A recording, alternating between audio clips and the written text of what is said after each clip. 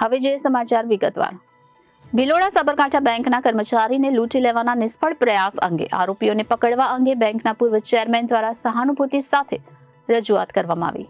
ભિલોડા તાલુકાની મુનાઈ ગામની સાબરકાંઠા બેંકના મેનેજર તથા તેમના સેવક સાથે ભિલોડા હેડ બ્રાન્ચથી બાઇક પર ₹25 લાખની કેશ લઈને તેમની હોમ બ્રાન્ચ મુનાઈ તરફ જઈ રહ્યા છે. તે દરમિયાન 3 અજાણ્યા યુવકો Pulsar bike 220 high speed bike પર આવી મેનેજરની આંખમાં મરચાની ભૂકી નાખી, પરંતુ મેનેજરે હેલ્મેટ પહેરેલું હોવાથી આંખમાં મરચું પડ્યું નહીં.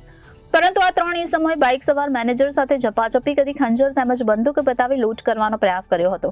પરંતુ બેંકના બાહોશી કર્મચારીઓએ તેમના આ લૂંટના પ્રયાસને નિષ્ફળ બનાવ્યો હતો. લૂંટારોએ બેંકના કર્મચારીના હાથ પર ખંજર માર્યું હતું. આ ઘટનાની જાણ બેંકના પૂર્વ વાઇસ ચેરમેન રાજેન્દ્રસિંહ ભાટીને થતાં તેમણે આ બનાવ સંદર્ભે ભિલોડા પોલીસ સ્ટેશનના પીઆઈએચપી ગામિતને લૂંટારોને વહેલી તકે ઝડપી લેવા ભારપૂર્વક રજૂઆત કરી હતી અને સાબરકાંઠા બેંકના મેનેજર મહેશભાઈ વાલાભાઈ પ્રજાપતિ તથા સેવક ધ્રુવકુમાર ડાયાભાઈ ચૌધરીના ખબર અંતર પૂછી હૂંફ આપી હતી. Bureau report Janadesh news Aravalli.